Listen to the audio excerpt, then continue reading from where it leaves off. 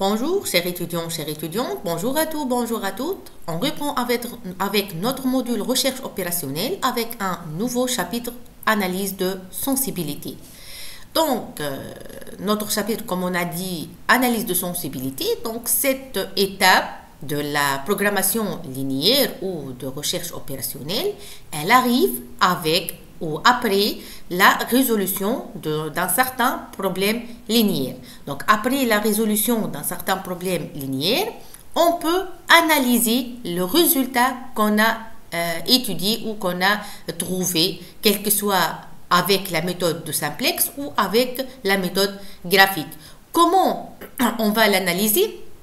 Qu'est-ce que ça veut dire analyse de sensibilité, la définition de l'analyse de sensibilité, et comment on va l'analyser et de quoi il s'agit finalement. Juste pour vous donner une idée, l'analyse de sensibilité, il s'agit de changer quelques variables, quel que soit le coefficient de CJ de la fonction objectif, ou les BI, le second membre, donc le second membre, et on va tester est-ce que la solution, elle va changer ou non. Donc, est-ce que le résultat, elle va changer ou non. Et l'analyse de sensibilité, on veut tester à quoi est égal ce changement, par exemple ce delta, quel que soit pour le CJ ou pour le AIJ ou même pour le BI. Donc, à quoi est égal ou appartient à quel intervalle pour que notre solution ne change pas. Une solution naïve, si on change, par exemple, le coefficient CI au CJ, C1 ou C2, n'importe quoi, ou même si on change le coefficient BI, une solution naïve, on peut reprendre un nouveau programme linéaire et on peut le résoudre à nouveau avec la méthode de simplex et on peut arriver à la solution et on peut même comparer avec l'ancienne solution. Mais on veut pas être naïf, on peut pas prendre ces étapes parce qu'on veut déterminer l'intervalle où appartient ces modifications telles que la solution ne change pas. Un peu c'est à quoi sert ou de quoi s'agit l'analyse de sensibilité. Donc, on va prendre tout ça dans ce chapitre. Donc, pour plus de détails, on va commencer par un paragraphe introductif. Donc, on va introduire l'analyse de sensibilité. Et aussi, on dit post-optimal. Donc, c'est de même. Puis, on va définir quelques définitions ou donner quelques définitions et terminologies. Et dans un second lieu, on va commencer par la variation par rapport au second membre et analyse de sensibilité. Après, on va étudier la variation de coefficients objectifs, les CJ, et on va analyser même. Et dans une autre étape, on va analyser la sensibilité sur les coefficients AIJ. Et finalement, comme d'habitude, on va terminer par un exercice d'application. Donc, on va commencer par la partie introductive. Donc, comme introduction, dans ce chapitre, nous voir comment on va varier la valeur optimale de l'objectif d'un programme linéaire lorsque l'on modifie certains coefficients de problème. Donc, on a dit on va modifier certains coefficients de problème. Quel que soit le coefficient objectif, c'est-à-dire le CJ, ou le membre de droite, c'est-à-dire le second membre, le BI. Donc, je vous rappelle, notre programme linéaire, il s'agit d'une fonction objectif, max ou min de CJ fois un vecteur X, et sous des contraintes. Ces contraintes-là, ce sont des équations linéaires inférieures ou égales à un certain BI. Donc, on a déjà résoudre ce programme linéaire. Et notre objectif est de changer par exemple, coefficient de CJ de la fonction objectif. Par exemple, j'ai C1 et C2, je veux le changer. Et je veux tester qu'est-ce qu'elle va changer. Donc, est-ce que la solution change ou pas. Donc, nous voir comment va varier la valeur optimale de l'objectif d'un programme linéaire lorsqu'on modifie certains coefficients, quel que soit le coefficient objectif ou le second membre.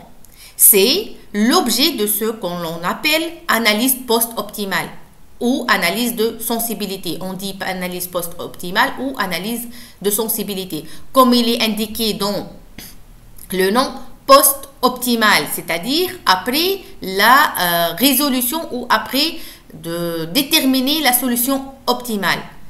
Donc, pour voir l'effet de tels changements de données, une solution naïve consiste à appliquer le simplex. Donc, on dit qu'on peut directement, si on change un programme linéaire, on va prendre un nouveau programme linéaire et d'appliquer le simplex. Mais ceci est naïf.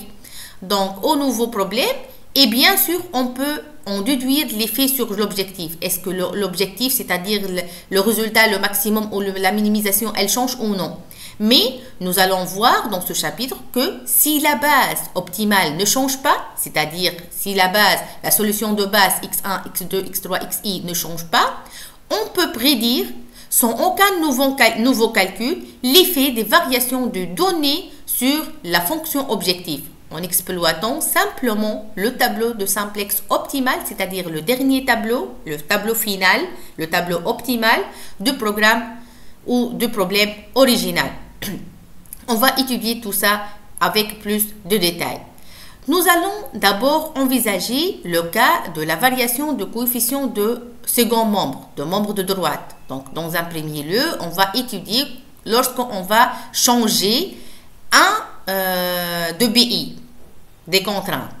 Nous allons voir que la variation de la valeur optimale de l'objectif d'un programme linéaire en fonction des coefficients de membres de droite est donnée par la valeur de prix caché. Donc, on a un nombre caché appelé prix caché que l'on peut lire dans la ligne objectif du tableau simplex final.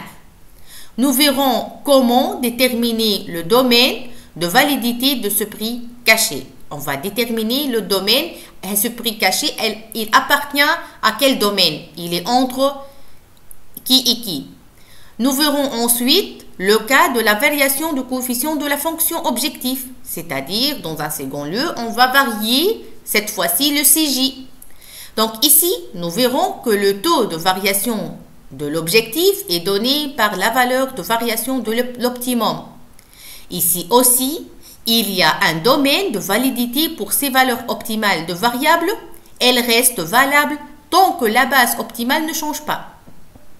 Puisque si vous changez les coefficients de CJ, puisque votre base ne change pas, c'est-à-dire la solution x1, x2, x3, ainsi de suite ne change pas, donc la solution, le z, le max ne change pas, donc on a un intervalle de validité de ce coefficient qu'on va le changer.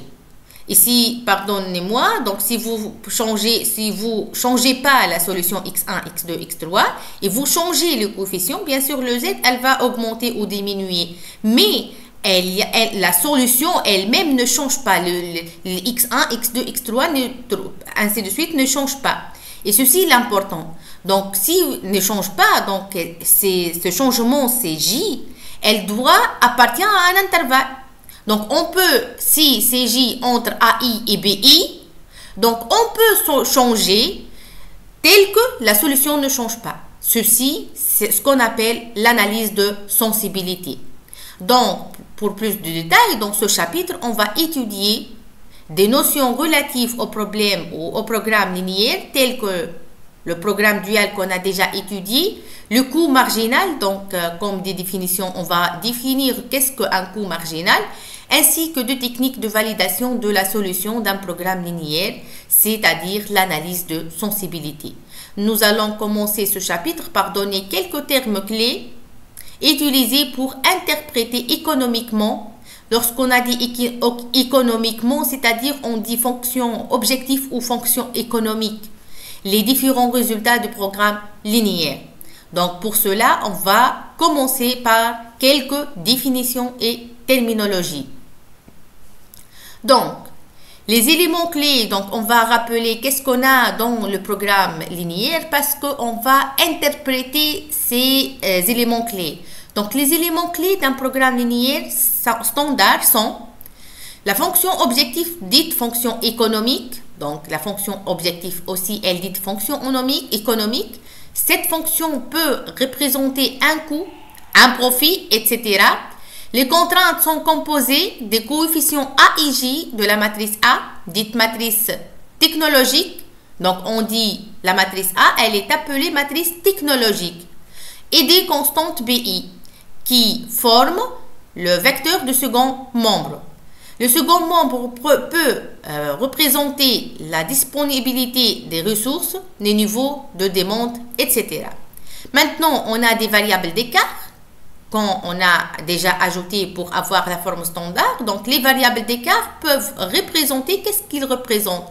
Donc, peuvent représenter, par exemple, dans un problème de l'agriculteur, donc on va le rappeler ces problèmes-là, l'excédent de chacun des ressources. Donc, les variables d'écart, ce sont des excédents. Il peut, par exemple, pour l'agriculteur, il peut être terrain, il peut être eau, heures de travail, bureau d'irrigation, ainsi de suite. Elles sont aussi dites variables de surplus. Donc, surplus. Donc, ce sont des variables de surplus qu'on va ajouter. Maintenant, quand une variable d'écart est nulle, donc lorsque on a résolu, si vous rappelez, un programme linéaire, le variable d'écart, elle peut être nulle et elle peut être une valeur différente de 0. On dit que la contrainte correspondante est saturée. Lorsqu'elle est nulle, on dit que la contrainte, elle est saturée parce qu'on a x1, par exemple AI fois x1 plus AI2 fois x2 plus x3. Lorsque x3 est nul, c'est-à-dire on ne peut pas ajouter, donc notre contrainte, elle est saturée. On ne peut pas ajouter une variable surplus. Donc, c'est bon, saturé. Dans le problème de l'agriculteur, les contraintes terrain et main-d'œuvre sont saturées. Donc, on ne peut pas ajouter d'autres hypothèses. Donc, elles sont dites aussi restrictives car une variation de second membre, par exemple, engendre un changement dans la valeur de la solution optimale. Toute contrainte non saturée à l'optimum, n'est pas restrictive pour le problème, c'est-à-dire qu'elle n'a aucune influence sur la solution considérée. Maintenant, on va définir qu'est-ce qu'un coût marginal. Donc, le coût marginal, la définition de coût marginal est très important et nécessaire dans ce chapitre, l'analyse de sensibilité. Qu'est-ce qu'un coût marginal?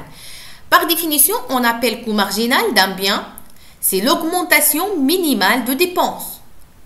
C'est l'augmentation, on va augmenter au minimum, l'augmentation minimale de dépenses. Par rapport à qui? Par rapport à la solution optimale, qui résulterait de l'utilisation d'une unité supplémentaire de ce bien lorsque le problème posé consiste à produire de biens à moindre coût. Lorsqu'on a, c'est-à-dire un problème de minimisation. Maintenant, si le problème posé consiste à transformer de biens pour vendre une production avec un meilleur profit et l'augmentation maximale des revenus qui résulte de la possibilité de disposer d'une unité supplémentaire, ici on parle d'un problème de maximisation de l'un des biens et la valeur marginale de ce bien. Très souvent, on emploie également dans ce cas le qualificatif coût marginal. Ok? Donc, le coût marginal lorsqu'on augmente, donc on cherche aussi un problème de minimisation, donc l'augmentation minimale de dépenses par rapport à la solution optimale. Et dans un problème de maximisation, c'est l'augmentation maximale des revenus qui résulte de la possibilité de déposer d'une unité supplémentaire de l'un des biens. Donc ceci, le coût marginal, on va le prendre avec un exemple et puis avec le graphique, on va le comprendre mieux. Donc, comme une remarque, le coût marginal sont donc les effets nets associés aux variables d'écart. Donc, quel est l'effet sur les variables d'écart puisque ce sont ces variables qui déterminent les excédents ou les insuffisances de biens. Si votre variable, si votre contrainte est saturée ou non, c'est-à-dire si votre variable d'écart est 0 ou non. Donc, le coût marginal sont donc les effets nets qui sont associés aux variables d'écart. OK? Donc, si une variable d'écart n'est pas nulle dans la solution optimale, c'est que le bien correspondant est déjà excédentaire. Donc, on peut l'ajouter si elle n'est pas nulle. Donc, c'est pas saturé. On peut l'ajouter. Par conséquent, le fait de déposer d'une unité supplémentaire, donc on peut ajouter une unité supplémentaire, donc ce variable d'écart, donc d'une unité supplémentaire de ce bien, n'aura aucune influence sur le revenu. Donc, si vous avez une variable d'écart non nulle, donc c'est-à-dire j'ai par exemple AI1 fois X1 plus AI2 fois X2 plus X3, comme X3 c'est une variable d'écart. Si X3 n'est pas nul, donc l'équation initiale c'est quoi? C'est AI1, donc c'est A1 X1 plus A2 X2. Donc si X3 n'est pas nul, c'est-à-dire votre contrainte n'est pas saturée, on peut ajouter une unité supplémentaire, donc de ce bien. Donc c'est pour cela on dit alors que ce bien a une valeur marginale nulle, ou par extension que la variable d'écart associée à ce bien a une valeur marginale nulle. Donc par contre, maintenant si une variable d'écart est nulle dans la solution optimale, c'est que le bien correspondant est totalement utilisé. On a utilisé tout le bien parce que l'équation, on a tout totalement utilisé. C'est-à-dire, on a dans le variable, dans l'équation de la forme standard, on a dit qu'on a A1 X1 plus A2 X2 plus une variable d'écart X3 égale à B1. Si X3 égale à 0, c'est-à-dire votre contrainte, elle est saturée. La contrainte du problème primal, c'est, ou le problème général, c'est A1x1 plus A2x2 inférieur ou égal à B1. Et x3 égale à 0. Donc, on a trouvé que votre contrainte est saturée, c'est-à-dire A1x1 plus A2x2, c'est pas inférieur ou égal, c'est totalement égal. Égal à ce B1, parce qu'on a trouvé que x3 est égal que x3 c'est égal à 0. C'est-à-dire votre contrainte, elle est saturée, elle est totalement utilisée. C'est que le bien correspondant est totalement utilisé. Par la suite, une variation de la disponibilité aura généralement une influence sur le revenu.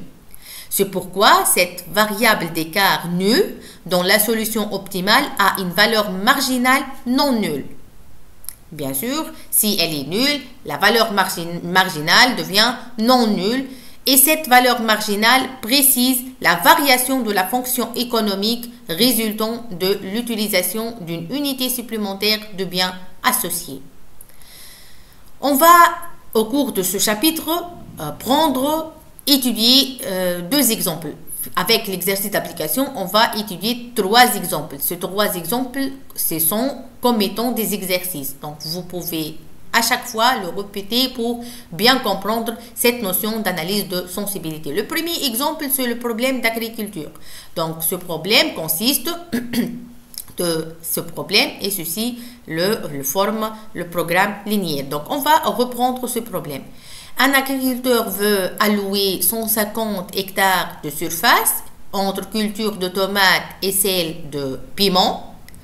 Il dispose de 480 heures de main-d'œuvre et de 440 mètres cubes d'eau. Un hectare de tomates demande 1 heure de main-d'œuvre, 4 mètres cubes d'eau et donne un bénéfice net de 100 dinars. Un hectare de piment demande 4 heures de main-d'œuvre, 2 mètres cubes d'eau et donne un bénéfice net de 200 dinars. Le bureau de périmètre irrigué veut protéger le prix de tomates et ne lui permet pas de cultiver plus que 90 hectares de tomates. Quelle est la meilleure allocation de ces ressources? Donc, ceci est le problème. On va le modéliser. Donc, on a étudié bien comment on prendre un problème et on va les modéliser en un programme linéaire. Donc, on a une fonction objective où on a dit économique, fonction économique, et sous des contraintes. Notre fonction objective, c'est de maximiser son x1 plus des son x2. Sous les contraintes, x1 plus x2 inférieur ou égal à 150, 4x1 plus 2x2 inférieur ou égal à 440, x1 plus 4x2 inférieur ou égal à 480 et x1 inférieur ou égal à 90. x1 et x2 positifs. Ce sont les contraintes. Donc, on va étudier l'analyse de sensibilité et le coût marginal sur ce problème linéaire. Donc, on va commencer par le coût marginal. Dans le problème de l'agriculture, ce problème qu'on a déjà énoncé, on a le coût marginal lié à S1. Donc, S1, ici, on a le programme linéaire. On va changer à un programme standard. Donc, on va ajouter S1, S2, S3, S4. Donc, le coût marginal lié à S1 est de 100 sur 3. Une augmentation de S1 d'une unité entraîne une diminution de 200 sur 3 de la valeur de la fonction économique. Le coût marginal lié à S2, c'est 0 parce qu'on a trouvé ce S2 égal à 0. Donc, on a déjà 60 mètres cubes d'eau de plus. Donc, si on ajoute 1 mètre cube, ça ne va pas changer la solution optimale, ni la valeur de la fonction économique. Donc, ceci presque la définition ou le coût marginal. Maintenant, on va passer à notre notion, l'analyse de sensibilité. Tout d'abord, on va définir qu'est-ce qu'une analyse de sensibilité. Définition, une solution de base optimale est dite stable. Donc déjà, on a une solution de base. Comment, je vous rappelle, comment on obtient une solution de base. Une solution de base, on peut avoir une solution de base lorsqu'on prend les xi égale à 0 et on détermine les variables d'écart égale le vecteur bi. Ceci, c'est une solution de base réalisable et ce n'est pas optimal. Quand on a arrivé à une solution de base optimale, lorsque vous déterminez avec la méthode de simplex et vous trouvez finalement avec le dernier tableau de simplex une solution de base optimale. Donc, on parle de la solution finale optimale. Donc, une solution de base optimale est dite stable maintenant si l'ensemble des variables de base à l'optimum ne change pas. Quand on dit notre solution de base est stable, c'est-à-dire lorsque vous trouvez x1, x2, x3, quand on a dit stable, si l'ensemble des variables de base, c'est-à-dire x1, x2, x3, à l'optimum, à la solution optimum, ne change pas. On dit qu'elle est stable. Même si les valeurs de ces variables de base sont modifiées. C'est-à-dire si vous modifiez C1, C2, C3, ou vous modifiez AI, J, ou même vous modifiez BI, donc le second membre, et la solution optimale ne change pas, vous résoudre une autre fois votre problème et la solution ne change pas, donc votre solution de base est dite stable. Elle est stable, ne change pas.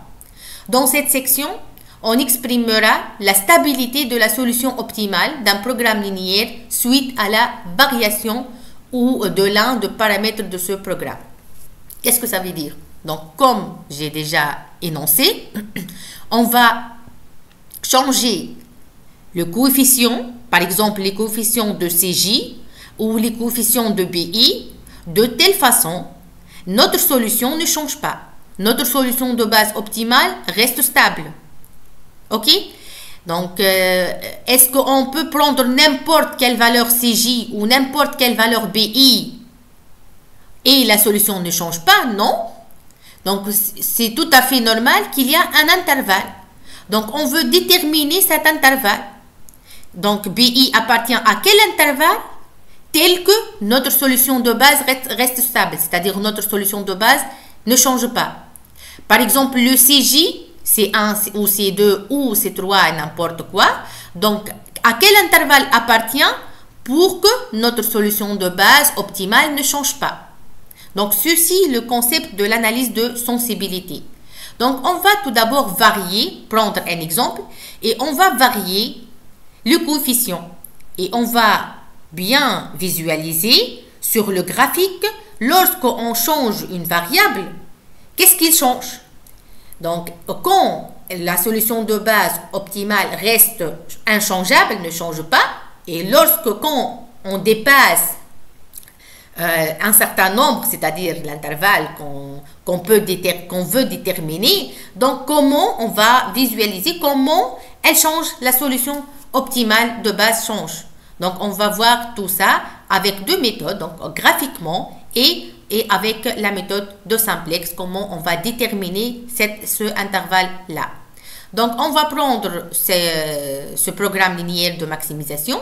Donc, on utilisera pour présenter l'analyse de sensibilité sur ces différents paramètres du programme linéaire l'exemple de l'agriculteur. Donc, on va étudier la méthode de simplex sur cet exemple de l'agriculteur qu'on a déjà énoncé au cours de ce chapitre. Maintenant, on va étudier la variation par rapport au second membre. On va commencer par la variation par rapport au second membre, c'est-à-dire le BI.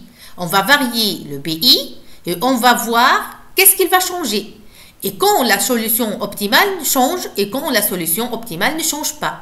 Maintenant, la question que se pose ici est la suivante. Si on augmente la capacité disponible d'une ressource, donc quel est l'impact sur la valeur optimale de la fonction objectif? Quel est l'impact? Notre fonction objectif, est-ce qu'elle change ou non? Donc, et si elle change, quand elle devient négative ou positive? Pour de variations de nombre de droites suffisamment faibles pour que la même base reste optimale, on peut répondre à cette question en exploitant le tableau de simplex optimal de la manière suivante. On a un prix caché noté Y étoile, mesure l'augmentation de la fonction objectif. Si l'on accroît, donc on va augmenter d'une unité la capacité disponible BI dans le tableau simplex optimal, donc qu'est-ce qu'il va de nouveau, donc le prix caché YI étoile est le coefficient de la variable d'écart de la contrainte dans la ligne objectif. On va prendre cet exemple pour bien comprendre. Donc, c'est un deuxième exemple, à part l'exemple de l'agriculteur, c'est un deuxième exemple de maximisation. On a ce programme linéaire 3x1 plus 5x2, donc notre fonction objectif. On va maximiser z. Sous ces contraintes-là, on a x1 inférieur ou égal à 4, 2x2 inférieur ou égal à 12, 3x1 plus 2x2 inférieur ou égal à 18 et x1, x2 supérieur ou égal à 0. Donc, on va commencer par changer les B, ce BI. Donc, considérons le tableau final. Ceci, c'est le tableau final. Ceci, c'est le tableau final, c'est-à-dire, à partir de ce tableau-là, on peut lire la solution optimale. Donc, ceci, ici, on a la solution optimale. Ceci, le Z. Donc, le max de ce programme linéaire, c'est 36. Et ici, les solutions. Comme x3, x4 et x5 sont les variables d'écart, donc x3 ici, x4 et x5 sont des variables d'écart. Ici, le CJ. On peut avoir dans le tableau les CJ ici ou en bas. Donc, on peut l'écrire le tableau comme on veut. Donc, ici, dans ce tableau, on trouve ici la ligne de CJ finale. Donc, par ici, le Z. Donc, on dit comme x3, x4 et x5 sont les variables d'écart des contraintes de capacité de 3 ateliers, on en déduit les valeurs de prix caché suivants. Donc, le prix caché, on a dit qu'on a des prix cachés, Y1 étoile, Y2 étoile, Y3 étoile. Donc, on déduit d'après le tableau de simplex que ceci, qu'on a trouvé dans la ligne de Z, de CJ, de ZJ, donc ici, dans la dernière ligne, donc ici, x3 égale à 0, c'est-à-dire y1 caché étoile égale à 0, y2 étoile égale à 3 demi et y3 étoile égale à 1. Donc, de cette ligne-là, on peut lire le prix caché. Ceci est la solution. Donc, 2, 6, c'est la solution. Ce résultat peut être démontré mathématiquement, mais plutôt que donner une démonstration formelle, nous allons l'illustrer graphiquement pour bien comprendre qu'est-ce qui se passe donc à un certain changement. Donc, considérons tout d'abord une augmentation de capacité de premier atelier de B1 égale à 4 à B1' égale à 5. Donc, on a ici X1 inférieur ou égal à B1 inférieur ou égal à 4. On va faire augmenter ce B1 égale à 4 à B1 égale à 5. Donc, notre nouveau problème, c'est 3x1 plus 5x2, tel que x1 inférieur ou égal à 5, 2x2 inférieur ou égal à 12, 3x1 plus 2x2 inférieur ou égal à 18, et bien sûr x1 et x2 positif. Donc, au lieu de ici de 4, on a 5. Maintenant, qu'est-ce qui se passe? Donc, on va le représenter graphiquement. Donc, on va chercher la solution graphiquement. Donc, ceci, dans le graphique, on dit qu'on va tracer les contraintes. Donc, ici, les contraintes. Donc, ici, x1 égale à 4, si vous voyez ici. x1 égale à 4. 1, la première droite ici. La deuxième, c'est pour la deuxième contrainte. Ici, la troisième, c'est pour la troisième contrainte. On a dit qu'on va changer B1 de 4 à 5. Donc, ici, 2, 6, c'est notre solution de base optimale. Donc, 2, 6, c'est notre solution optimale. OK? Donc, on va changer de x1 égale à 4. On a dit à x1 égale à 5. Qu'est-ce qui se passe ici? Est-ce que la solution optimale change? Non, la solution optimale reste de 6. Voilà ici.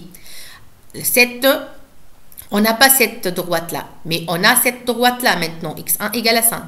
L'intersection de cette droite avec la partie réalisable, la région réalisable, lequel? C'est cette point-là. Cette point-là, est-ce que c'est une solution optimale? Non. Donc, elle reste de 6, la solution optimale. Finalement, si on a changé x1 à 5, la solution optimale ne change pas. Donc, on peut avoir à la figure 1 que le nouveau point optimal reste le même. Donc, x étoile égale à x étoile prime égale à 2, 6. Donc, en conséquence de quoi, la valeur optimale de l'objectif ne change pas. Donc, il reste 36. D'où une variation nulle de l'objectif, ce qui était bien prédit par la valeur nulle du prix caché Y1 étoile. Donc, on a Y1 étoile, le prix caché qu'on cherche. C'est quoi le prix caché? C'est le Z prime étoile moins le Z étoile. OK? Donc, ici, c'est de même. Le Z étoile, c'est 36 et le Z prime étoile, ça reste le même, 36. Donc, 36 moins 36, c'est 0. Donc, on a dit qu'il n'y a aucun changement. Donc, Y1 étoile, c'est 0. Donc, Y1 étoile, c'est 0. Voilà. C'est Y1 étoile, on a dit que 0. Avec le tableau de simplex. On va vérifier tout ça. Donc, Y1 étoile, ici, c'est 0. OK? Donc, vous pouvez aussi l'augmenter de plus. Vous pouvez prendre x1 égale à 6 ici. Donc, on a déjà prendre x1 égale à 5. On a une intersection ici. Lorsque vous prenez x1 égale à 6, l'intersection où l'intersection? Donc, l'intersection est dans ce point-là. Donc, maintenant, qu'est-ce qu'on peut conclure? Donc, le résultat peut aussi être interprété dans l'autre sens. Donc, Y1 étoile et la perte de profit. Si on diminue maintenant d'une unité la capacité du premier atelier, remarquons, et ceci est l'objet de l'analyse de sensibilité, qu'il y a une limite de validité de chaque prix caché. Donc, ce prix caché a une limite de validité. On ne peut pas changer n'importe quel B1, il reste inchangeable. Donc, en effet, dans le cas de la première ressource, si le fait d'une augmentation de B1 sera nul sur la valeur optimale de l'objectif que l'on, quel que soit B1 supérieur ou égal à 4, il n'en va pas de même d'une diminution. Donc, en effet, en dessous de B1 égale à 2, la solution optimale va changer, bien sûr. On va revenir au graphique. Donc, on a donc déterminé le domaine de validité de Y1 étoile égale à 0 s'il s'agit de l'intervalle B1 appartient de plus l'infini. Lorsque vous prenez à partir de 2 à plus l'infini, si vous prenez B1 égale à 1, Donc, Y1, ça va changer. Étoile. Donc, c'est-à-dire la solution optimale, elle va changer. OK? Donc, ici, lorsque B1 appartient à 2 plus l'infini, donc votre solution optimale ne change pas. Y1 étoile égale à 0. Ici, pourquoi on a prendre ce 2-là? Pourquoi on a prendre 2? Ici, lorsque vous prenez même 8, donc la solution optimale reste toujours avec cette intersection-là. Parce qu'on a x1 positif. Si vous prenez ça, on n'a pas une intersection avec ces droites-là. Donc, ça ne sert à rien. Donc c'est pour cela, reste toujours 2, 6 la solution optimale. OK? Même vous prenez x1 égale à 6, x1 égale à 8. Maintenant, jusqu'à plus l'infini, c'est-à-dire maintenant le minimum. Si vous prenez, par exemple, on a dit 2. Ici, x1 égale à 2. Donc, c'est dans la frontière. L'intersection de cette droite avec les autres contraintes, c'est celle-là. Donc, la solution reste 2, 6. Maintenant, si vous prenez 1, x1 égale à 1, donc on a cette droite-là. 1. Cette droite-là. Donc, l'intersection, c'est ce point-là. OK? Donc, l'intersection, c'est ces points-là. Donc, la solution va changer. Donc, on va prendre une autre solution. C'est pour cela, notre domaine de validité de B1, c'est 2 plus l'infini. OK? Maintenant, on va changer de B2. Maintenant, considérons maintenant une variation de la capacité du deuxième atelier c'est-à-dire B2. On va revenir au B2. Qu'est-ce qu'on a? On a 2x2 inférieur ou égal à 12. On a 2x2 plus inférieur ou égal à 12. C'est-à-dire, on va augmenter ces 12-là. Donc, ce x2, donc ici, on a 2x2 égale à 12, cette droite-là. On va l'augmenter un peu. Donc, notre solution est ce point-là, 2, 6. On va l'augmenter un peu. Donc, ici, notre solution, donc 2x2 égale à 13. Donc, notre solution, elle va changer. La solution devient 5 sur 3, 13 sur 2. Donc, on va le calculer. Quel est le y étoile caché et quel est le x, ainsi de suite.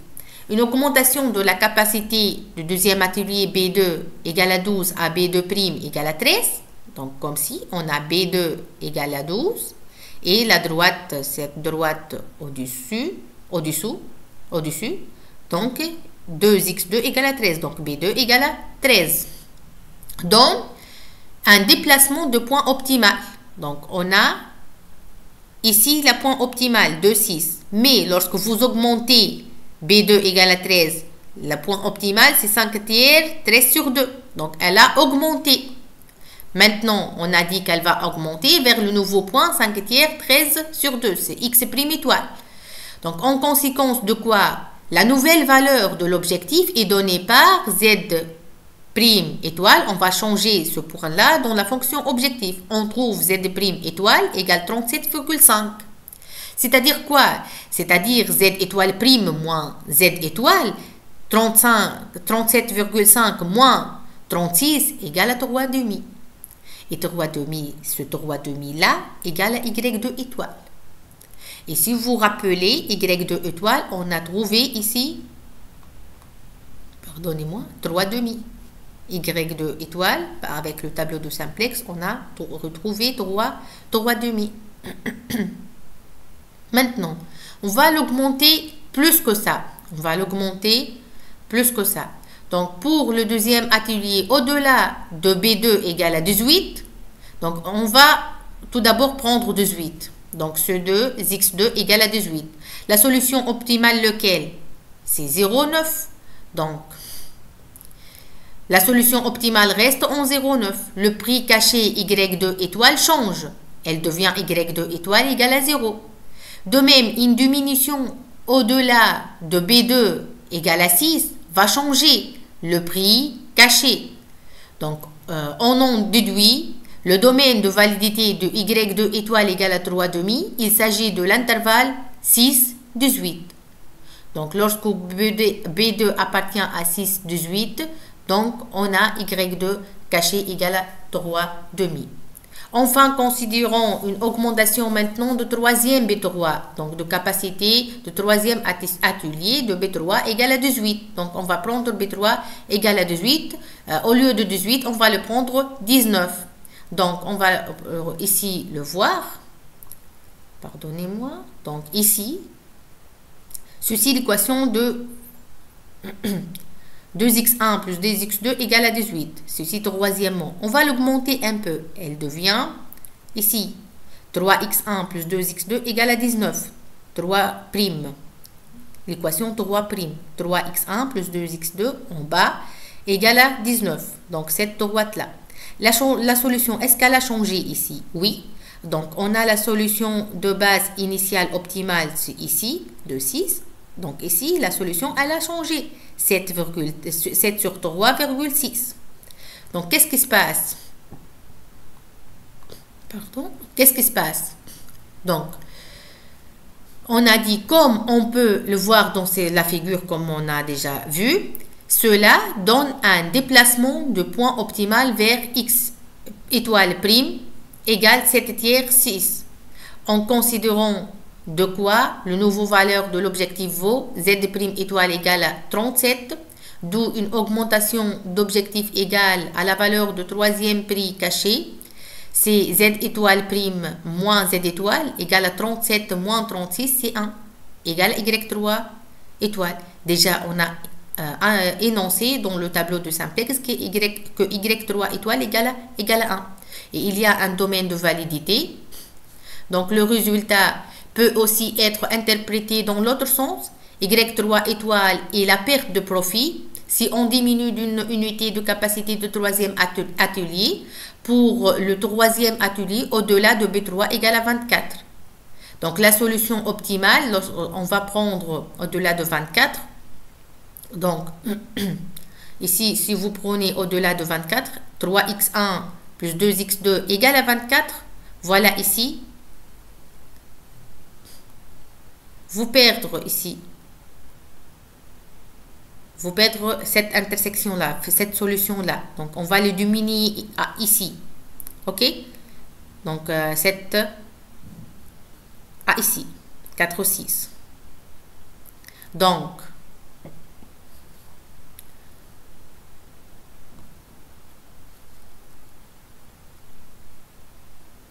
on a dit donc ici que y3 égale à 1, y étoile cachée égale à 1. Donc on a dit que B3, lorsqu'on prend B3 égale à 24, la solution optimale reste en 4, 6. Le prix caché y3 étoile change à 0. Donc au-delà de 24, elle devient négative. Donc de même, en diminution, au-deçà de B3 égale à 12, donc va changer le prix caché. Donc, on en déduit le domaine de validité de Y3 étoile égale à 1. Il s'agit de l'intervalle de B3 appartient à 12, 24. OK? Donc, on commence par le Y étoile qu'on a trouvé, si 12 qu'on a trouvé correspond à Y3 étoile égale à 1, qu'on a trouvé. On s'arrête lorsque Y3 étoile égale à 0, donc il correspond à B3 égale à 24. Remarquons finalement que l'on a toujours une valeur nulle de prix caché pour une contrainte non liante. Donc, une contrainte non liante est une contrainte où la variable d'écart est non nulle, c'est-à-dire comme dans le B2 et B3, donc est non nul. Par exemple, le premier contrainte x1 inférieur ou égal à 4 a un prix caché nul. Ceci a une interprétation économique. La ressource n'est pas entièrement utilisée. Il ne sert donc à rien d'augmenter son stock disponible. Donc, ça ne sert à rien. Déterminer l'intervalle pour laquelle la solution optimale reste stable. Pour une variation de second membre de la IM contrainte BI, on va maintenant analyser avec le tableau de simplex. Qu'est-ce qu'il s'agit? Donc, on veut déterminer ces intervalles-là. On a les déterminés graphiquement, mais maintenant, on va les déterminer avec la méthode de simplex. avec le tableau de simplex. Comment on peut le déterminer avec le tableau de simplex? Déterminer l'intervalle pour lequel la solution optimale reste stable, ne change pas. Pour une variation de second membre de la IM contrainte BI, on veut que notre solution ne change pas. On va changer BI et on veut que notre solution ne change pas. Donc, on veut chercher BI appartient à quel intervalle pour que notre solution de base optimale ne change pas.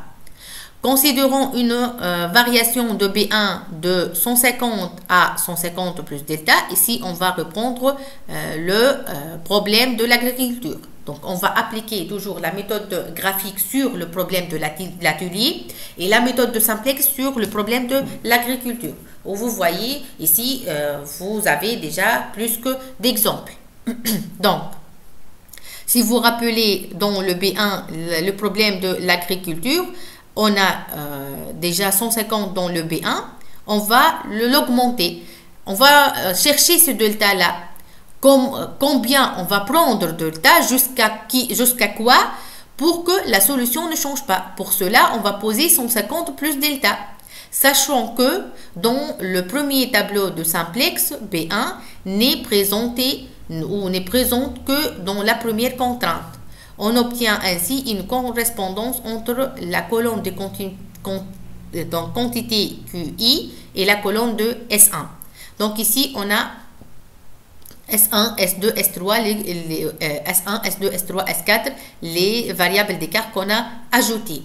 Ici, on a ajouté, on a dit 150. On va ajouter, on va chercher le B1.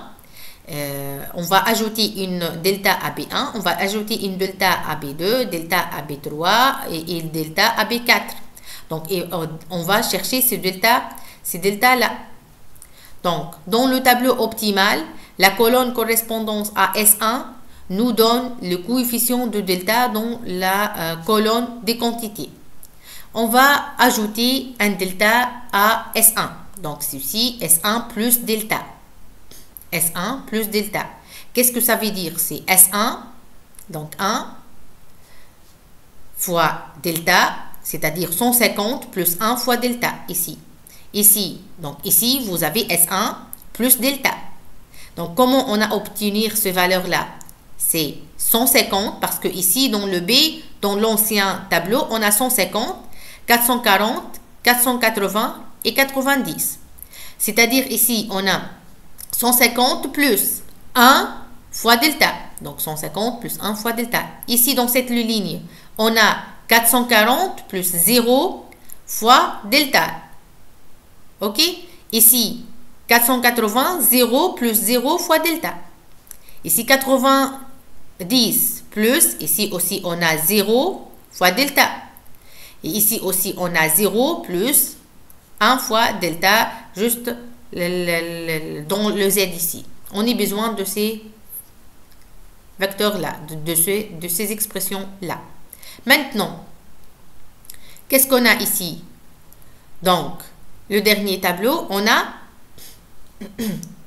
Donc ici, on a 40 plus 4 tiers delta. Donc, 40 plus 4 tiers delta. On a 60 dans la solution finale. Ceci dans la solution finale. Donc, ceci, le tableau final. Donc, 40 plus 4 tiers delta. 60 moins 14 sur 3 fois delta. 110 moins 1 sur 3 delta. Et 50 moins 4 sur 3 delta. Et ici, 26 000 plus 200 sur 3, ceci 200 sur 3, delta. Je répète, ceci, le tableau final. Quel est le tableau final qu'on a trouvé déjà? Le tableau final qu'on a trouvé de simplex pour lire la solution optimale, c'est ici, on a x1, s2, x2, s4. x1 égale à 40, s2 égale à 60, x2 égale à 110, et s4 égale à 50. Pardon. Et le z égale à 26 000. OK? Maintenant, on va chercher delta. Qu'est-ce qu'on a dit? On va delta pour la première, pour S1. On va ajouter delta à S1. C'est-à-dire ici, on a S1 plus delta. S1 plus delta. Donc, on va l'ajouter même ici. Donc, ici, on a 40 plus 4 tiers fois delta. 60 moins 14 tiers fois delta. 110 moins 1 tiers fois delta. 50 moins 4 tiers fois delta. Ainsi de suite, 26 000 plus, donc ici 200 sur 3 fois delta. Maintenant, qu'est-ce qu'on sait, nous? On sait que ces coefficients-là, x1 est toujours positif, s2 est toujours positif, x2 toujours positif et s4 toujours positif. Donc, la base reste optimale tant que on a dit que ces valeurs-là sont toujours positives, c'est-à-dire 40 plus 4 tiers delta, donc 40 plus 4 tiers delta supérieur ou égal à 0. 60 moins 14 sur 3 delta supérieur ou égal à 0. Donc 110 moins 1 tiers delta supérieur ou égal à 0. Et 50 moins 4 tiers delta supérieur ou égal à 0. Maintenant, on obtient que delta 1 supérieur ou égal à moins 30. Delta 1 inférieur ou égal à 90 sur 7. Delta 1 inférieur ou égal à 330. Et delta 1 inférieur ou égal à 75 sur 2. Donc, on conclut l'intersection de tous ces intervalles, c'est delta, et elle est comprise entre moins 30 et 90 sur 7. Donc, on a obtenu un encadrement de delta de B1. Donc, tant que B1, il est compris entre 120, puisqu'on veut, nous, que delta plus B1. Ce n'est pas le delta seulement. On veut que delta plus B1. Donc, B1 compris entre 120 et 160,85. La base demeure la même et la solution optimale est stable, c'est-à-dire ne change pas. Mais elle change en valeur, exemple pour delta égale à 3. Le vecteur de solution optimale est x1, x2, s1, s2, s3, s4 égale 44, 109, 0, 47, 46, 0, 40, 46. Ok, on a déterminé par exemple ici l'intervalle de delta pour le B1. Ok, comme une remarque, d'après le résultat ci-dessus, on peut conclure que le coût marginal de D100 sur 3 par hectare de la première ressource n'est valide que si la solution de base demeure stable. Donc, si et seulement si son B1 entre 120 et 160,85. Ceci est appelé le domaine de validité du coût marginal. Qu'on a trouvé, c'est le domaine de validité du coût marginal. Maintenant, concernant la variation de coefficient objectif, on va varier le coefficient objectif. On va aussi étudier graphiquement et puis on va les résoudre avec le tableau final de simplex avec l'exemple de l'agriculteur. Maintenant, commençons par la question qui se pose. Donc, la question qui se pose ici est la suivante. Si on augmente cette fois-ci le prix des ventes unitaires, c'est-à-dire le coefficient de CJ, ou si l'on diminue les coûts unitaires de production, s'il s'agit d'un problème de minimisation.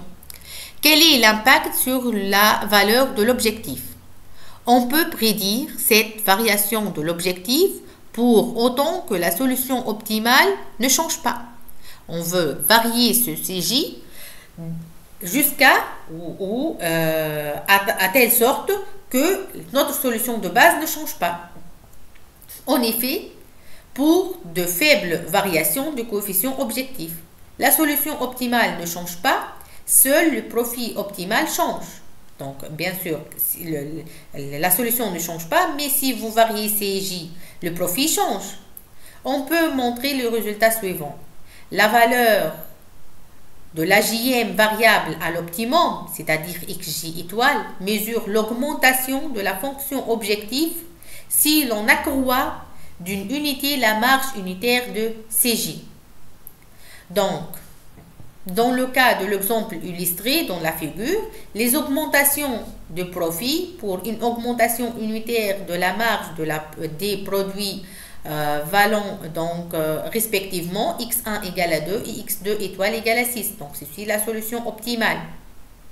En effet, si le profit passe de max de z, on a l'ancien profit, max de z égale à 3x1 plus 5x2. Va le changer à max z' égale à, au lieu de 4, 3, on va le changer 4. Donc, cette fois-ci, C1, elle va changer à C1 étoile ou C1 égale à 4. x1 plus 5x2. Et on va découvrir qu'est-ce qui se passe. On peut voir graphiquement que le changement de pente n'est pas suffisant pour changer le point optimal. Donc, on va le découvrir. Ici, on a dit que cette équation, z égale à 3x1 plus 5x2 égale à 36. C'est-à-dire ici, l'équation, l'ancienne équation. OK? Donc, la solution ici de 6. Maintenant, lorsque vous prenez 4, donc 4x1 plus 5x2, x1 et x2 bien sûr ne changent pas, c'est ici est égal à 38. On va tracer. Donc voilà, ici la solution ne change pas. OK? La solution ici ne change pas. Donc, on peut voir, on a dit graphiquement que le changement de pente n'est pas suffisant pour changer le point optimal. Autrement dit, x1 étoile et x2 étoile égale à 2, 6. Donc, la solution optimale reste identique, c'est le profit augmente. Donc, z' égale 4 fois 2 plus 5 fois 6 égale à 38. Donc, maintenant, lorsque vous prenez z seconde égale à 7, donc c'est-à-dire ici 5x1 plus 5x2, on va augmenter C1 et C2. Donc, qu'est-ce qui se passe? La solution optimale aussi ne change pas. Donc, on a donc une augmentation de profit. Delta z égale z' moins z égale à 38 moins 36 égale à 2. Précisément égale à la valeur de x1 étoile égale à 2. De manière donc semblable, si le profit passe de max de z égale à 3x1 plus 5x2 à la forme suivante, donc augmentation de la marge de x1. Donc max z' égale à 4x1 plus 6x2. Donc on peut voir que le changement de pente n'est pas suffisant pour changer de point optimaux. Autrement dit, donc x1 étoile, x2 étoile égale à reste de 6 ne change pas. Donc la solution optimale reste identique. On a dit que seul le profit augmente. Donc z' ici égale à 3 fois 2 plus 6 fois 6 égale à 42. On a donc une augmentation de profit. Donc delta z, on a z' moins z égale à 2, c'est-à-dire égale à 42 moins 36 égale à 2.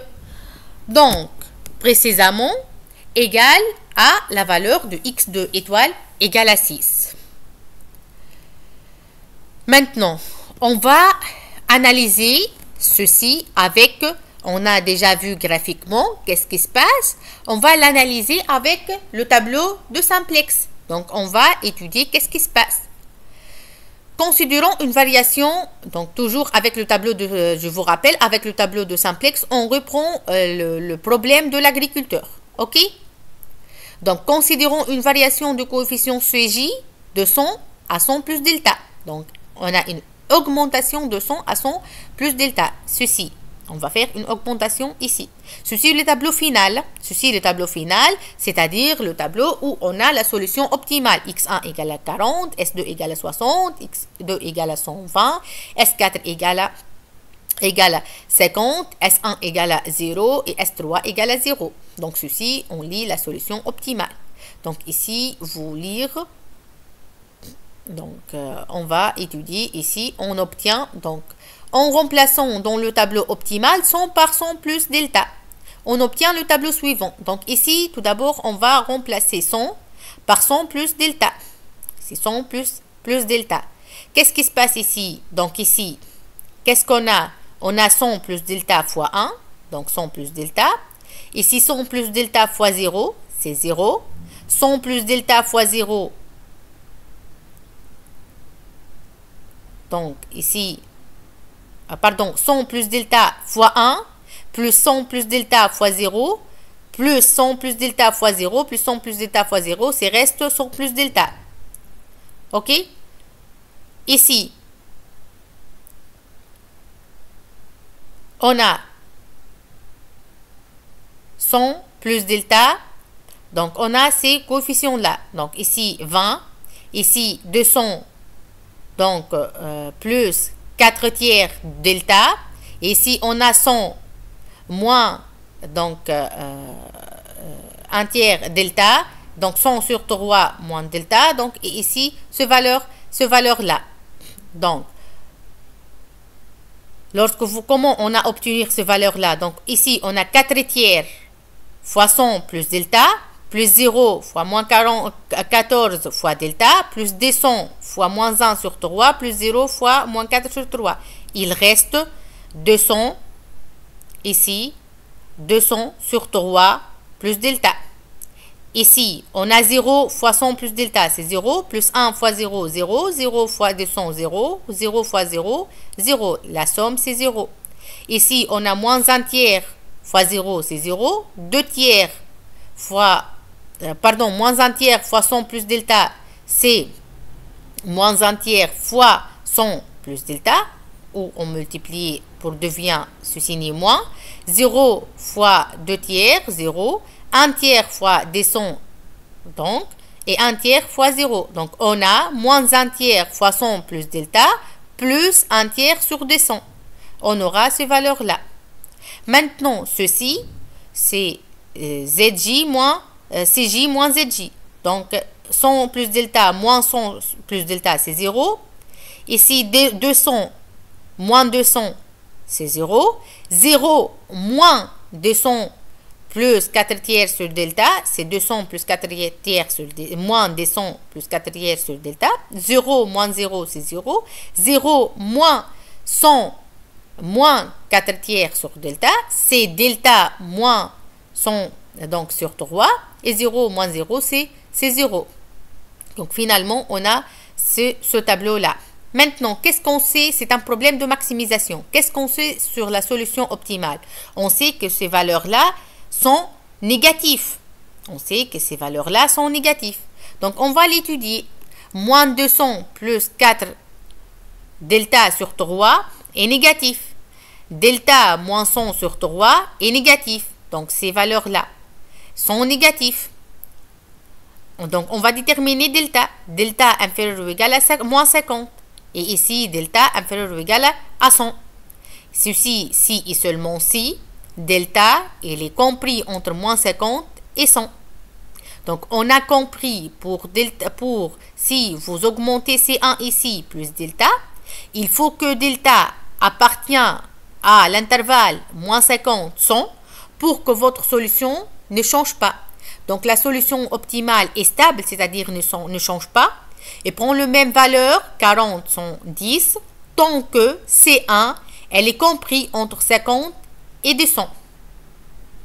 Tant que C1, elle est compris entre 40 et 200. Parce que ici, on a l'encadrement de delta, mais on veut l'encadrement de 100 plus delta. Donc, on va ajouter 100.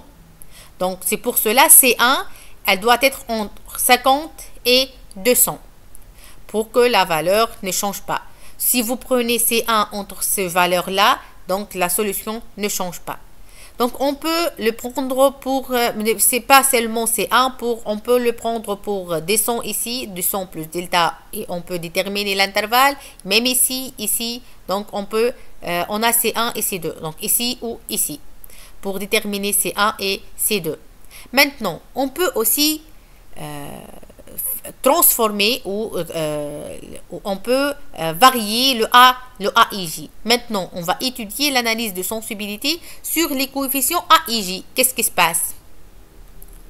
Donc, supposons que dans le problème de l'agriculteur, donc on reste avec le problème de l'agriculteur, le nombre d'unités de la IM ressource nécessaire pour produire une unité de produit J, soit AIJ plus sigma. On va AIJ l'ajouter sigma au lieu de AIJ. Donc, ainsi, on se pose la question si la solution optimale demeure stable suite à un tel changement. Est-ce qu'il reste stable ou non? On va le découvrir. XJ est une variable de base et la IM ressource est totalement utilisée. Donc, par exemple, x1 plus, ici, on a 4 plus x fois x2 inférieur ou égal à 480. On va ajouter sigma à 4. C'est-à-dire x plus 4 plus sigma fois x2 inférieur ou égal à 480. C'est-à-dire ici, équivaut à x1 plus 4 plus sigma fois x2 plus S3 variable d'écart égale à 480. À l'optimum, la base est inchangée, donc x1 étoile plus 4 plus sigma fois x2 étoile plus S3 étoile reste égal à 480. Donc S3 étoile égale à 0, x1 étoile positif, x2 étoile positif. Si sigma est positif, supérieur ou égal à 0, alors l'équation ne peut pas être satisfaite. Sinon, S3, elle doit être négative, puisque x1 étoile, ici, plus 4x2 étoile, égale à, totalement, elle est saturée, égale à 480. Et delta x2 étoile plus S3 étoile égale à 0. Donc, x2 étoile est positif. Maintenant, si au contraire, si delta est négatif, alors on a un excédent de troisième ressource S3 différent de 0, ce qui nous contraint à changer la base. Donc si sigma maintenant devient négatif, donc la base doit être changée. Donc la solution optimale n'est plus stable. Donc conclusion, dans le cas où xj est une variable de base optimale et la ième ressource est totalement utilisée, c'est-à-dire les variables d'écart donc égales à 0. La solution, elle est saturée. Donc, dans le cas où xj est une variable de base optimale et la ième ressource est totalement utilisée, il est important de modifier le coefficient aij sans que la base dans la solution optimale ne change pas. C'est-à-dire la solution optimale n'est pas stable ici. Maintenant, le deuxième cas, xj est une variable de base et la ième ressource n'est pas totalement utilisée. Donc, par exemple, 4 plus sigma fois x1 plus 2x2 inférieur ou égal à 440. Donc, 4 plus x2 et sigma fois x1 plus 2x2, on va ajouter s2 égale à 440. À l'optimum, la solution est inchangée. Donc, cette équation, 4 plus sigma fois x1 étoile plus 2x2 étoile plus S étoile 2 égale à 440. Donc, on conclut que S2 étoile égale à 60, X1 étoile positif et X2 étoile positif. Donc, on n'a pas de problème. Pour que la base demeure toujours optimale, il suffit que, ici, on a le système, ce système-là, donc 60 moins sigma fois X2 étoile supérieur ou égal à 0. C'est-à-dire quoi ici? C'est-à-dire que sigma inférieur ou égal à 60 sur X2 étoile. C'est-à-dire quoi? On a ce x2 étoile. Donc, c'est-à-dire que sigma inférieur ou égal à 3,5. Donc, comme conclusion, qu'est-ce qu'on a ici? Dans le cas où xj serait une variable de base optimale et où la ième ressource n'est pas totalement utilisée, on n'a pas tout utilisé, il est possible de modifier le coefficient aij d'une valeur sigma ij égale à sigma ij compris entre moins l'infini et ci divisé par xj étoile. Et la solution optimale maintenant demeure stable. Donc, en conclusion, la variation de aij, elle est en relation avec si votre donc variable de base, est-ce qu'elle est totalement utilisée ou non. Donc, suivant cette condition, on peut varier le aij. Dans le troisième cas, si maintenant xj est une variable hors base, xj égale à 0, c'est-à-dire ceci implique qu'on ne va pas produire le produit j. Si sigma est j positif, alors il est encore moins économique de fabriquer ce produit si le coefficient technologique aij augmente de sigma ij. Maintenant, s'il est négatif, alors la fabrication de produit j peut devenir économique si on utilise moins de ressources. Donc finalement, on a presque terminé les notions de ce chapitre. Donc on a étudié comment la variation de coefficient de BI, comment on détermine déjà graphiquement la variation de second membre BI.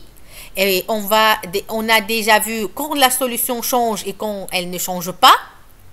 Et puis on a les résoudre avec la méthode de simplex. La méthode de simplex, c'est pas la méthode de simplex finalement, c'est en utilisant le tableau final de simplex comment on détermine le delta et comment on détermine l'intervalle où on peut prendre le changement, quel que soit le BI, où on a déjà utilisé un changement de coefficient de CJ. Donc, le coefficient de CJ, déjà, on a déterminé graphiquement et avec le tableau final de simplex comment on a déterminé l'intervalle de ces CJ, où elle appartient pour que la solution optimale ne change pas. Donc, cette analyse de sensibilité, à quoi il s'agit? On va changer les coefficients, quel que soit BI ou CJ, donc, ou même AIJ, de façon, on veut que notre solution de base ne change pas. Donc, on n'a pas une infinité de membres, quel que soit de BI ou des CJ, tel que notre solution ne change pas, mais on a un intervalle de validité, quel que soit pour le CJ ou quel que soit pour le BI, pour que notre solution de base optimale ne change pas. Donc, on a appris comment on peut déterminer notre intervalle de base. Donc, on va prendre un exercice d'application pour bien comprendre comment on peut déterminer une autre fois ces variables, ce delta-là. Donc, soit le tableau final de l'algorithme de simplex. Donc, on a un algorithme un programme linéaire. On a résoudre avec l'algorithme de simplex. On a ce tableau final-là. Donc, ceci, le CJ. Donc, ici, les variables de base, x2, x1. Ici, le zj. Ici, ce cj moins zj. On a la solution x1 égale à 10. Ici, x1 égale à 10. x2 égale à 110. Et z égale à 1900. Le z, c'est égal à 1900 ici. Donc, on a x1 le nombre d'articles A et x2 le nombre d'articles B. Qu'est-ce qu'il demande? Effectuer l'analyse de sensibilité sur le prix de l'atelier A. Le prix de l'atelier A, c'est-à-dire x1. Comme deuxièmement, effectuer une analyse de sensibilité de la quantité de E1. C'est-à-dire ici, E1, ici, pour le coefficient CJ. Donc, on va déterminer ça. Comme premièrement, donc effectuer l'analyse de sensibilité sur le prix. Sur le prix, c'est-à-dire sur le coefficient CJ de l'atelier A. C'est-à-dire 25. Ici, 25. Donc, on va ajouter delta à 25 comme première étape. Donc, 25 plus delta. Ici, 25 plus delta. Si vous avez CJ ici, c'est de mieux de l'écrire de cette côté. Donc, on a 25 ici plus delta et 25 plus delta. Et on va encadrer delta. Donc, la ligne de ZJ et la ligne de CJ moins ZJ doit être changée. Donc, cette ligne et cette ligne, elle doit être changée. Comment? Donc, on va déterminer ces valeurs-là, puis ces valeurs-là. Donc, comment on détermine cette première valeur, étoile? Donc, étoile, on a 0 fois 15. Donc, ici, 15. Donc, on a cette colonne-là de 25 plus delta. 25 plus delta. Et cette ligne-là. Donc, cette colonne-là plus cette ligne-là. Donc, on a 0 ici fois 15 plus 1 fois 1, 25 plus delta. 0 fois 15 plus 25 plus delta fois 1 égale à 25 plus delta. Donc, cette valeur, c'est 25 plus delta. Pour ces deux étoiles, qu'est-ce qu'on a? On a 1 fois 15 plus 0 fois 25 plus delta. Donc, 1 fois 15 plus 0 fois 25 plus delta. Ceci, on a un autre parenthèse, égale à 15. Maintenant, ces trois étoiles, qu'est-ce qu'on a? On a 3 quarts fois 15 plus moins 1 quart fois 25 plus delta. Donc, 3 quarts fois 15 moins 1 quart fois 25 plus delta. C'est-à-dire ici, donc, le même dénominateur, c'est-à-dire 45 sur 4 moins 25 plus, entre parenthèses, moins 25 sur 4 moins delta sur 4. C'est équivaut à 20 sur 4 moins delta sur 4. Donc, c'est égal à 5 moins delta sur 4. 20 sur 4 égale à 5 moins delta sur 4. Donc, au lieu de 3 étoiles, ici, on aura 5 moins delta sur 4.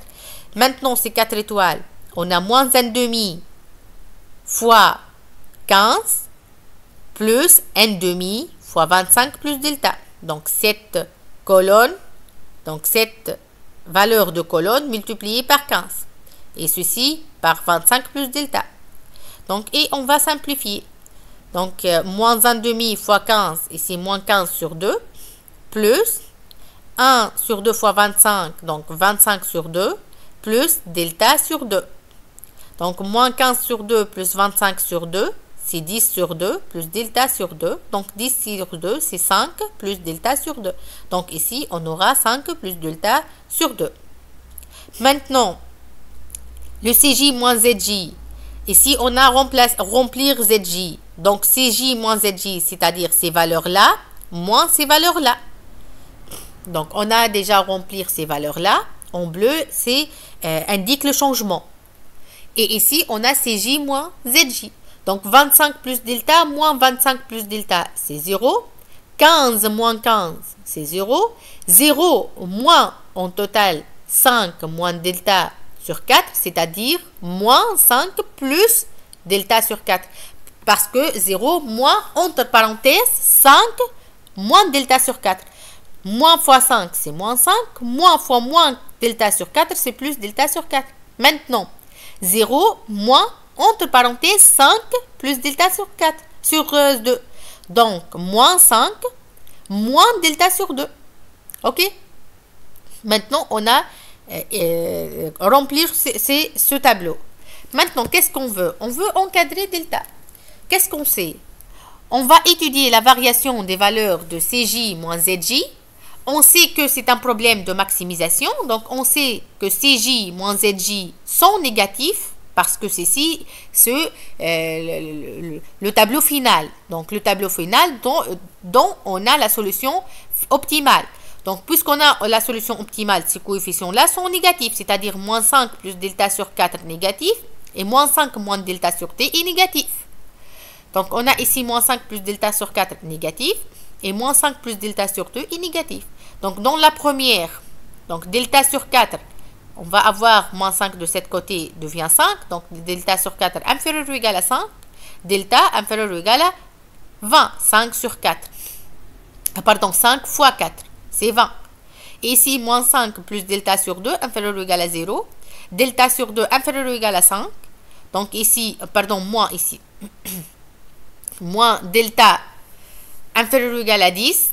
Et delta supérieur ou égal à moins 10. Donc on a que delta compris entre moins 10 et 20. Donc on obtient que delta est compris entre moins 10 et 20. Donc qu'est-ce qu'on a, nous? On a delta plus 25. Donc, on va ajouter 25 à delta. Donc, on veut l'encadrement de delta plus 25. Donc, delta plus 25.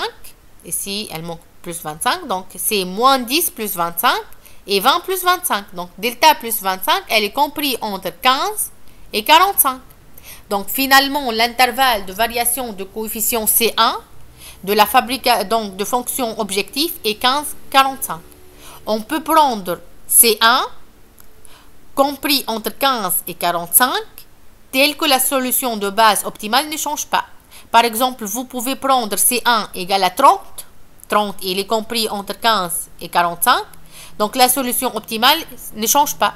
Vous pouvez prendre C1 égale à 20, 22, 40, 41, 45, 15. Donc, toutes ces valeurs, puisque C1 compris entre 15 et 45, la solution optimale ne change pas. Au-delà de cet intervalle, la solution optimale change. Maintenant, on va prendre la deuxième question. Effectuer une analyse de sensibilité à la quantité de E2. Donc, ceci, on a le tableau final, optimal de la méthode de simplex où on a les solutions optimales. Ici, x1 égale à 10, x2 égale à 100, 110. Donc, on veut changer E1.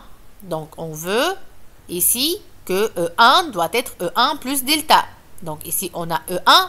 On va augmenter E1. Donc, on veut que E1 plus delta. Donc, tout d'abord, on va ajouter delta à ce E1 là. Donc, qu'est-ce qu'on a? E1 plus delta fois 3 sur 4. Donc, on a 110 plus 3 quarts delta.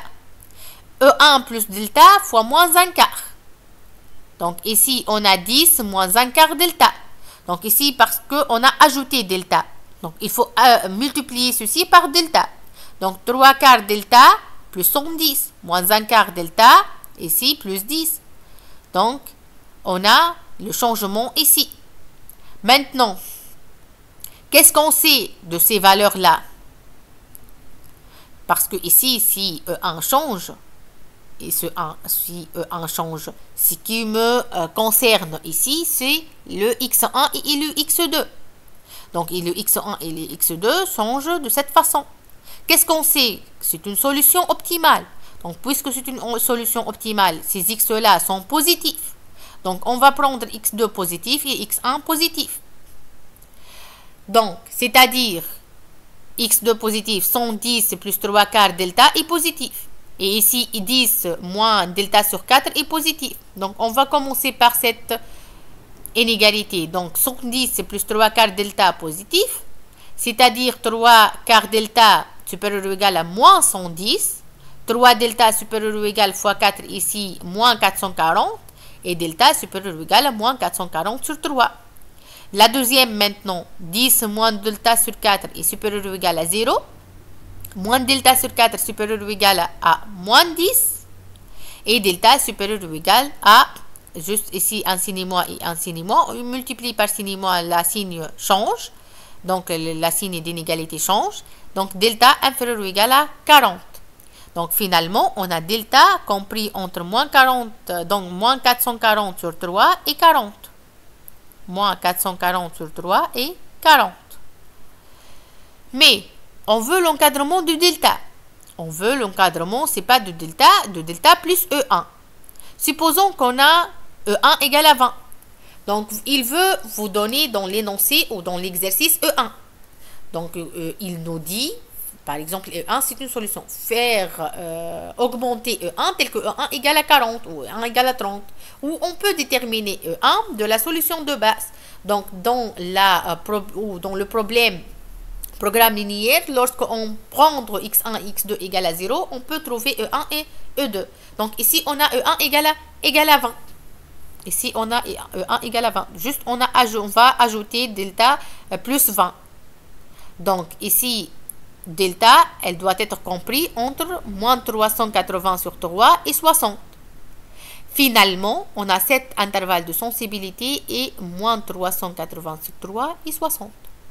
Donc, dès que votre E1, elle est comprise entre moins 380 sur 3 et 60, la solution optimale ne change pas.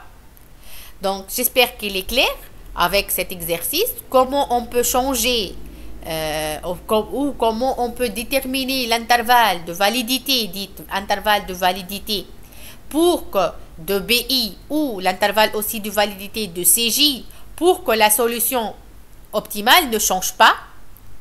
Donc, vous pouvez même tester chez vous. Vous pouvez prendre, par exemple, ici, on a changé dès le début. On a ajouté delta à 25. Donc, vous pouvez étudier l'intervalle de validité pour C2. C'est-à-dire, vous pouvez ajouter delta à 15 et déterminer vous-même l'intervalle de validité. Et on peut les corriger ultérieurement dans la séance de discussion. Même ici, vous pouvez étudier l'intervalle de validité E2 plus delta, donc de façon que la solution optimale x1 et x2 ne change pas. Donc, vous pouvez déterminer le domaine de validité pour E2. Donc, c'est un exercice pour vous, pour bien entraîner à analyser ces problèmes-là, c'est-à-dire l'analyse de sensibilité, c'est-à-dire la détermination d'intervalle